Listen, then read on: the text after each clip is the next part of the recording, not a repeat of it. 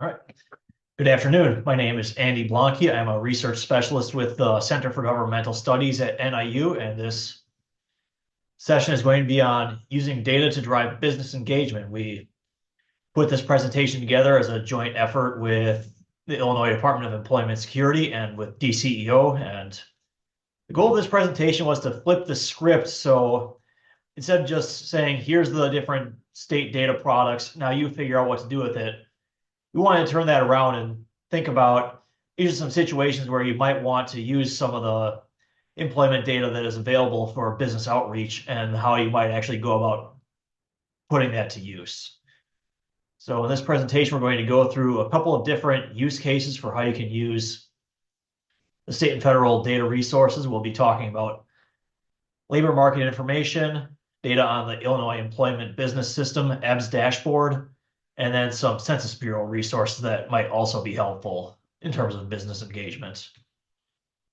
So we're going to go through a couple of use cases or something resembling real world scenarios where the data that's out there might be applicable, where you might be able to do something with it. So one use case is, suppose that you're trying to set up a cybersecurity apprenticeship in Madison County. So you might have seen some of the studies nationally and some of the news stories about how there's going to be a lot of cybersecurity job openings in Illinois. It's a high wage sector, lots of job openings, and there's going to be need for people in the pipeline for cybersecurity. So you're thinking about maybe we can set up an apprenticeship that will get people into these high paying jobs that will be needed in the future. But then you might need some information to decide whether or not it's feasible to set up that apprenticeship and where it would be.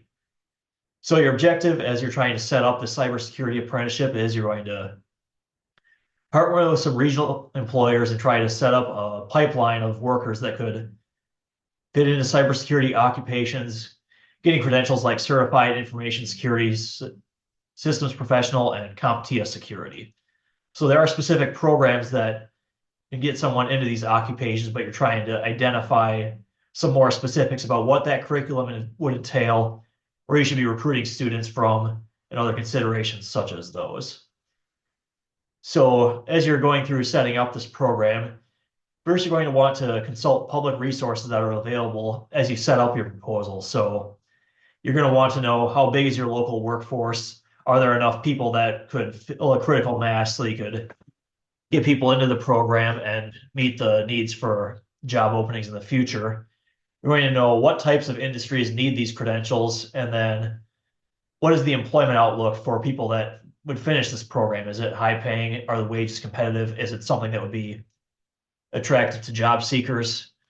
Once you have some ideas of what you want the program to look like, then you can go into the IDES dashboard and look at some businesses that are located in your area that might be interested in this apprenticeship, that might be able to hire from the program, that might be able to offer work-based learning experiences, things of that sort. So the IDES system is useful for figuring out exactly which businesses are located in your area and in what industry. So if you're looking for IT companies, the IDES system would help you do that. If you're looking for training providers, the IDES system might have some information for that as well. So using the IDES system to get some leads for potential business contacts, you can use that to conduct business surveys and roundtables now that you know who some of the stakeholders in your area are.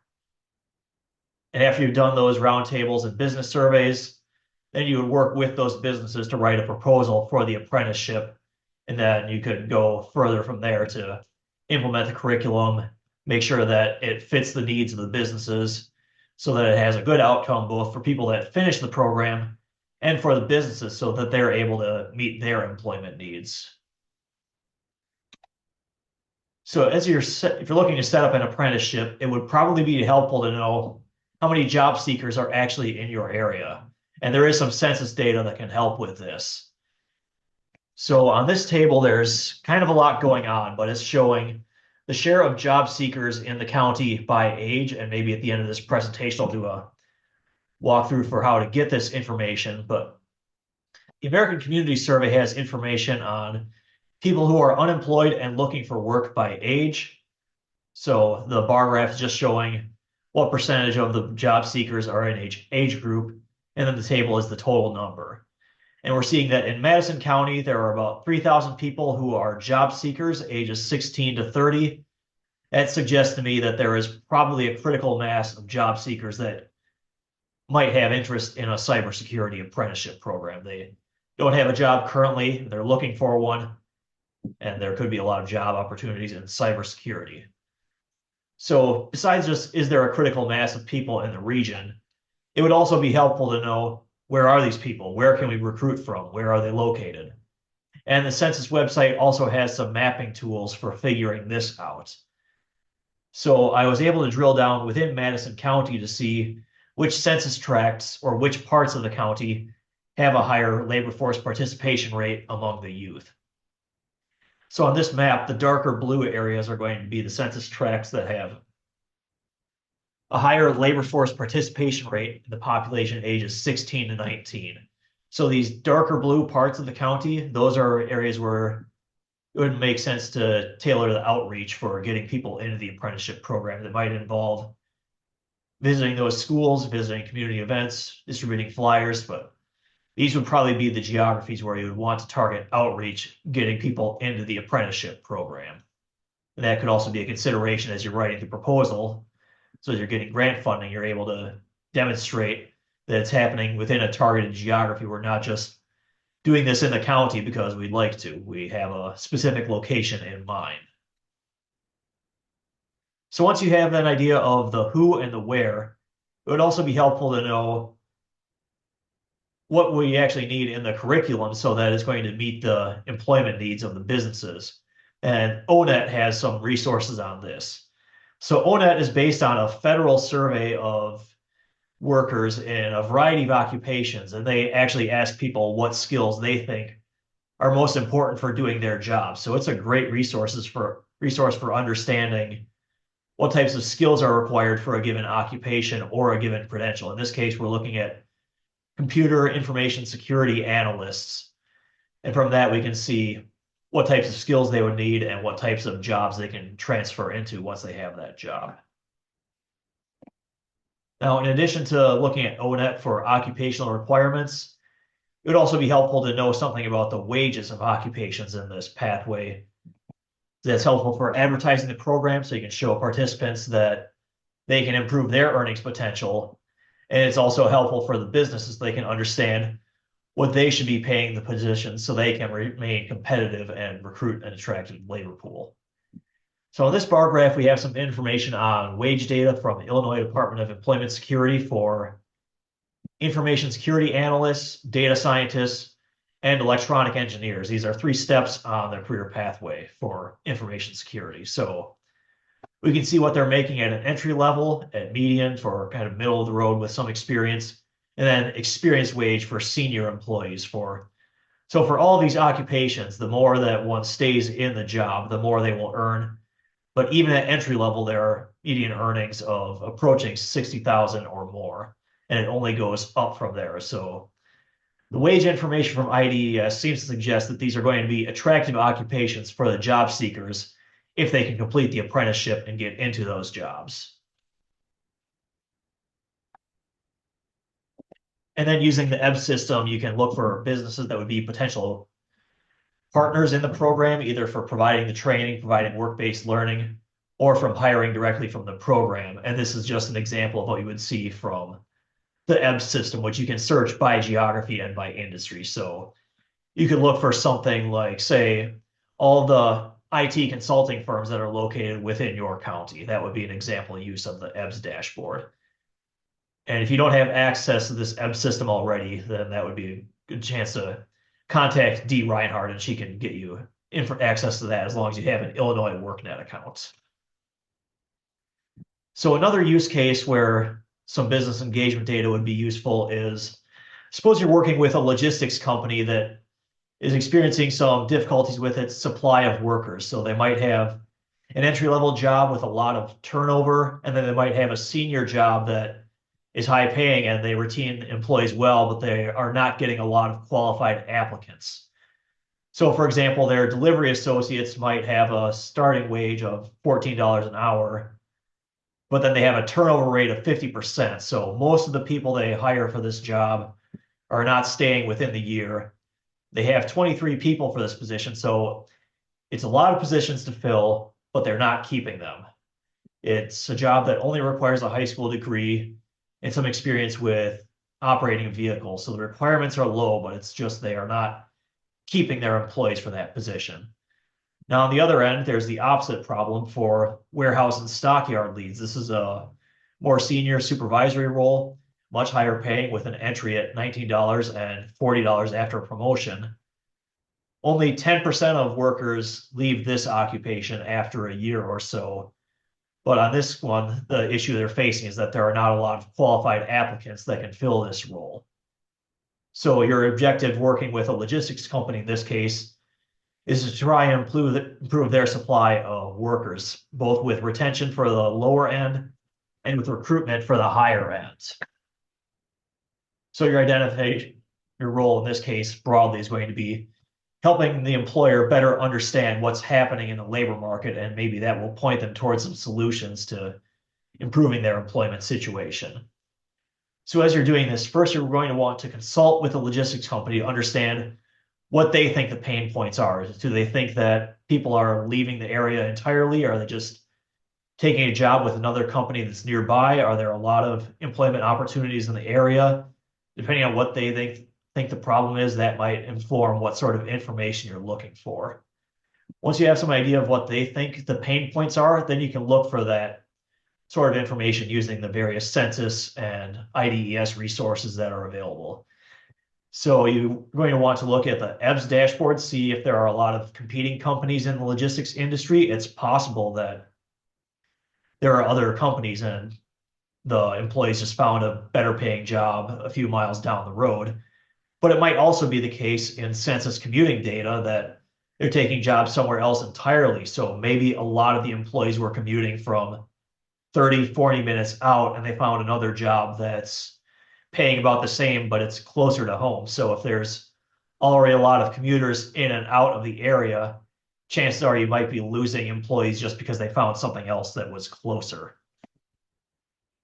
And then you might also want to look at information on occupational employment statistics and see if the wages that are being offered by this employer are competitive with what's being offered more broadly for that industry and occupation. If the wages seem to be lower than what is expected for the county or the region as a whole, it's possible that people are accepting a longer commute just for a higher pay. So there are any number of reasons why there could be issues in the pool of applicants or in retaining employees besides just that company itself. Now, a third use case where it would be good to use some business engagement data is, suppose you're working with a company that manages assisted living facilities, and they're trying to identify where they want to locate. And they have it narrowed down to one of two sites, and you want to help them make the best decision. So they might be working with one location in Grundy County and one in Kankakee County, but you want to give the business enough information so they can make an informed decision and pick the best location for their needs. So there's some information on labor supply and demographics that would be helpful for the business so they can decide what's the best location. So your objective in this case is to get enough information for the labor market and the economy in Grundy County and Kankakee County so that this assisted living facilities management company can pick the best site for their needs. And that would also improve the economy in those counties. So as you're doing this, you would consult with the management company to identify what sort of things they're looking for. Are they looking for qualified workers? Are they looking for a critical mass of residents that could benefit from the facility? Are they looking for connections with other healthcare companies or other service providers so that they can provide high quality service for their residents and customers? You would work with that company to see what they are looking to find out. Then based on what their interests are, then you can identify from some information from the state and federal resources that are out there. So one thing that's going to help a lot would be the quarterly census of employment and wages. This is information on how many businesses are located in each county, how many workers are there, and what they're being paid. especially with regard to assisted living facilities, they're probably going to want to know, what does healthcare employment look like in both of those counties? With assisted living facilities, they're probably going to want a place with better access to healthcare services. So the QCEW data on healthcare employment is going to be helpful for that. A county with a high concentration of healthcare employment is probably going to have more healthcare specializations, larger hospitals, more service providers that can help residents get what they would need. And that would also be more attractive for people to locate there. And then you would also want to look at the census data on population that is at or nearing retirement age. So if there's a community that has a large concentration of healthcare employment, lots of people that are at retirement age or getting close to retirement age, that would probably be a site that is more attractive for an assisted living facilities management company. Another consideration is the employment by occupation. So are there a lot of people that have experience working at assisted living facilities that would be able to fill their jobs? And so it's not just about, are there enough companies, are there enough service providers, but then are there skilled workers that could meet the facility's employment needs? So based on that information, then you would be giving the management company enough information to decide which of the two sites they want to locate at. So those are our three examples of use cases where you can use demographic and economic data for business engagement. Now this is a bit more detail on using some of the resources that are out there. So IDES is going to be your source for everything related to employment and jobs within each community. They have lots of different products on that. If Eric were here, he could give you a fuller breakdown, but generally a lot of the sources you'll want to use include current employment statistics if you're looking for how many jobs are in a county by type of business, such as retail, healthcare, manufacturing. That also has payroll if you want to know that. If you're looking for information on labor force or job seekers, then local area unemployment statistics is probably where you're going to turn for that.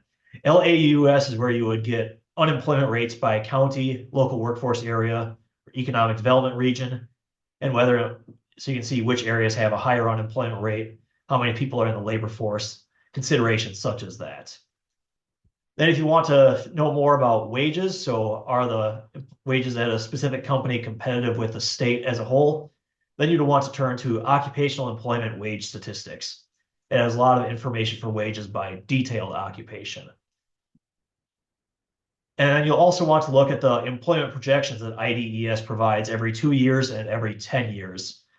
That's a great resource if you want to know what types of jobs are going to have a lot of demand in the future. So the long-term occupational employment projections are great for understanding what types of jobs are going to have a lot of job openings in the future.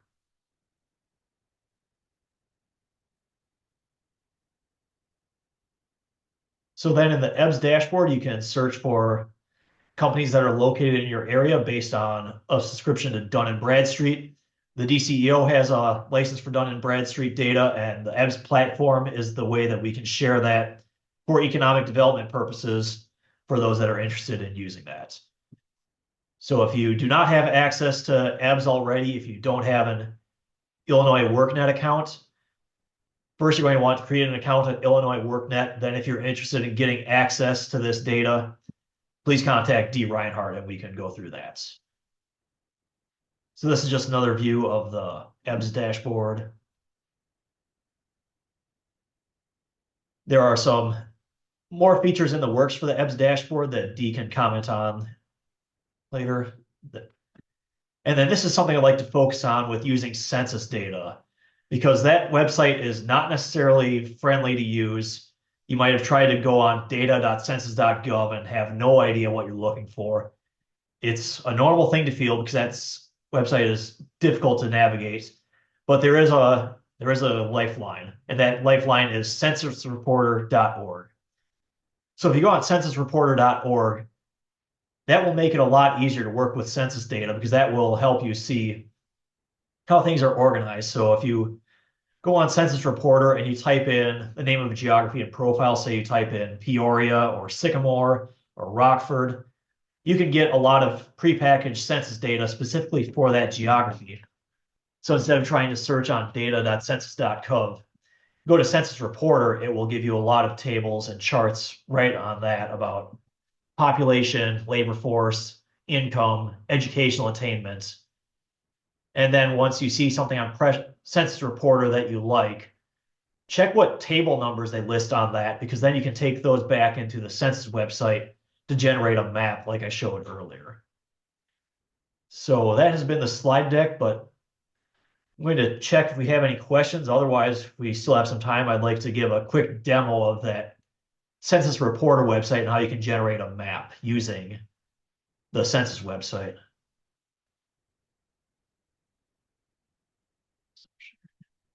Any questions for Andy before we do kind of a short live demo of the tools we just discussed?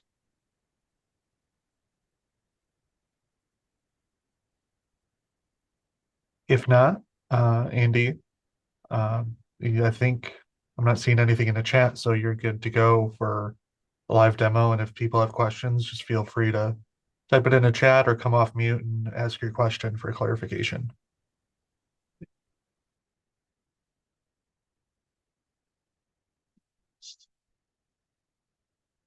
So share my screen.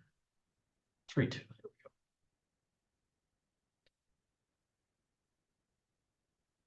Okay, so this is the Census Reporter website. I think this is probably the best kept secret when it comes to demographic data, because we rely on the census so much, but that their central system is so difficult to navigate. This makes it much easier.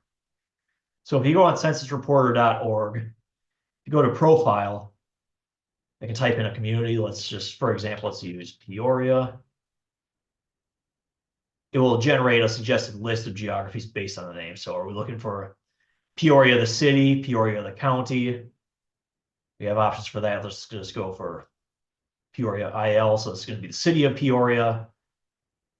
And then by default, Census Reporter will show a nice clean dashboard of their age characteristics, race and sex, income brackets, population and poverty, some commuting characteristics. If you want to see more information about any of these, you go to show data. Now you see this strange number B03002. That's how the census categorizes the data for these specific points. So if you wanted to find this information for another geography, it's still going to be table B03002, but you would select a different geography for that. So this is going to come in handy, these table numbers, if you want to generate a map, which we're going to get to next. So if you're trying to just at a high level understand the demographics of a community, Census Reporter is going to be your best bet to get a start on that. If you're looking for a subject that isn't in this dashboard by default, you can type into this, find data for this place here and see what we can add. So let's just search for educational attainments.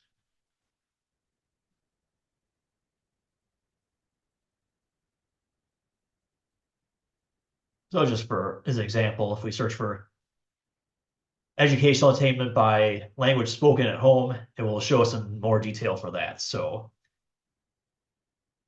if you're starting out and you just want to see, well, what does the census data look like for my community? Census Reporter is going to be the best place for that. So then we see this poverty data that might be interesting at the city or county level. What if we want to go deeper in and see what parts of the community have a high poverty rate? That's where we have to go back to the census website itself, unfortunately, but I'm going to give you a walkthrough for how that can be easier to work with. So actually, if we go back to census reporters, so we see what that table number is. So it looks like if we want poverty within a county, we're going to go for table B17001. So if I just try to search for poverty on the census website, it's going to give me a lot of things that might not necessarily be what I'm looking for. In this case, the poverty table showed up right away. Well, that doesn't always happen. If you search for a subject, sometimes it will show about 20 different tables for Puerto Rico instead of the community that you're looking for. Well, in this case, so we have a table of poverty status in the past 12 months. We're going to select, if you select 2023 ACS, you're not going to get anything for most communities because it isn't out yet. We're going to use 2022 5-year ACS. That's the most recent that's available for every census tract in the country. Selected 2022 ACS where it says geography. I'm going to select census tract. And let's get every census tract within Peoria County. Search Illinois, Peoria.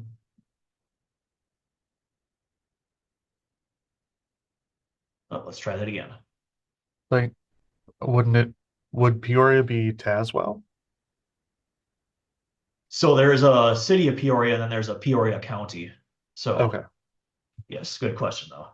Sometimes that does happen where the county and the city name are different. It's just that the website didn't like how I searched something in. Yep, so there it is, Peoria County. Must have had a typo in my search. So sometimes that happens when you're searching for things. The census website is very finicky with what you search for. So if you don't see it on the list when it should, try scrolling down. It's probably there. So, oh, this is the other problem. It's subject tables. Let's see if we can. No, that's fine. So the table, that's not going to help us too much because it's difficult to read. It's going to be a column for every census tract. But if you click from tables to maps, this is where some of the fun happens because you can get a map of the census data and you don't need any GIS software to do it. So if you can get the table number that you need, then you're in business. Then you can start making maps of the data of how it's laid out within your community. So by default, this is just showing the population below poverty level by census tract within Peoria County. So these numbers along the side of the legend, the 4, 6, 12, 11, 16, that's how many census tracts fit into those categories. By default, it has everything in blue, but we can customize that. If you click on the colors tab, you want to make it green, you want to make it gray. You have some options there. Now, if you want to change the scale of the map, say you just want everything that's above or below 20%, then you would go into classes. So say we just want 2 categories. I'm just going to arrow it down to 2, add break values. So let's just say 20%. So now the map is showing anything in light purple has a poverty rate, has a share of residents in poverty below 20%. Anything in dark purple is going to be a census tract with more than 20% of the residents in poverty. Then once you have one of these maps how you want it, if you paste the URL into an email or into chat, then anyone with that link can actually view an interactive version of that map. So I'm actually going to post this in chat so that anyone following along on their screens can get an interactive version of it just for proof of concept. So anything that you can find on data.census.gov, you can make that a map as long as you have multiple geographies selected. So usually I would suggest that if you're doing anything within county, you're going to want to select census tracts just so you can see which sub areas would fit the criteria you're looking for. You can use this if you're looking for areas that have a high concentration of residents in poverty. You can do this if you want to identify areas with a lot of people who are unemployed. You can do this if you're trying to find people that are employed in manufacturing occupations.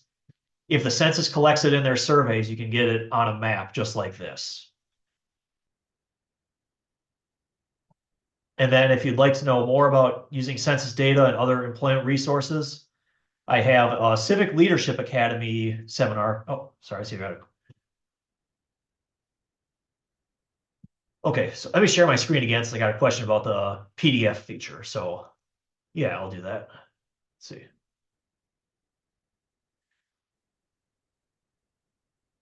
More tools. Yeah, so let's just try printing this as a PDF. See what it looks like that. Well, I would actually suggest if you're trying to share a static version of a map that you're getting from this, I would do I would do a print screen and make sure you've got a nice view of the map on your screen and then just save that because sometimes the print function seems to be ornery, but let's just open this up, see how it looks. Oh, actually, that looks pretty good. So if you do a print as a PDF, this is what a map would look like. And then after the map, it just has some technical documentation about how the census collects this data, how they ask the survey question, and some caveats to be aware of in terms of what's the data showing and where there might be high uncertainty in the data. So in addition to sharing a live version of the map online, you could share a static PDF and you could embed that into your applications, into reports. Anything would go to external stakeholders that would be available.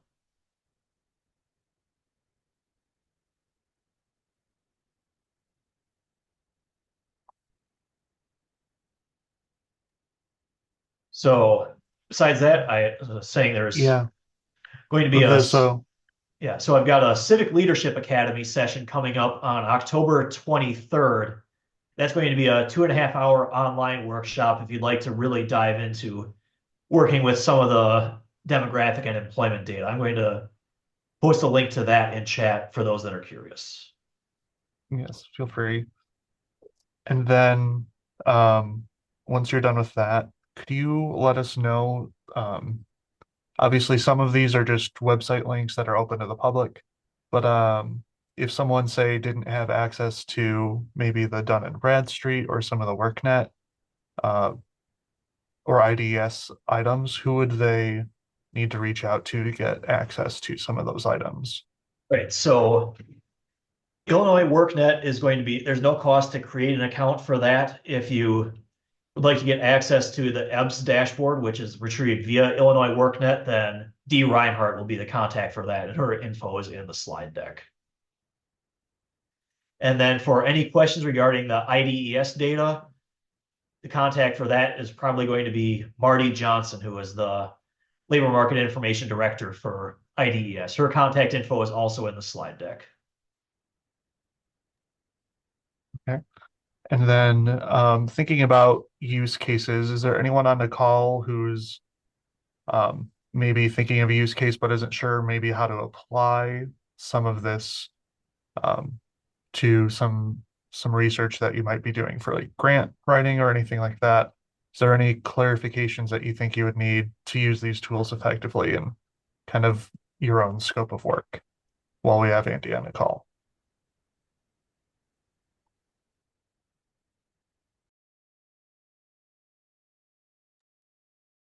If not, I do want to remind everyone that these links in the slideshow will be posted on Apprenticeship Illinois later this week.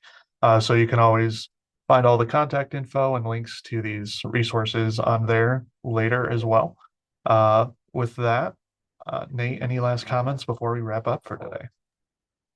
No, I want to thank Andy for presenting. I really think this census data is really an untapped gold mine of information. And so I think Andy's shown us just a small fragment of what's possible when you can learn to manipulate that data and use it for business outreach. And so I would hugely suggest attending his session, his upcoming session. He dropped a link in the chat because it will absolutely have further implementations for your work on a daily basis and make you better at communicating with businesses who, as we often really like those numbers. And now you have access to those numbers. So thank you, Andy, and thank you, everybody, for attending.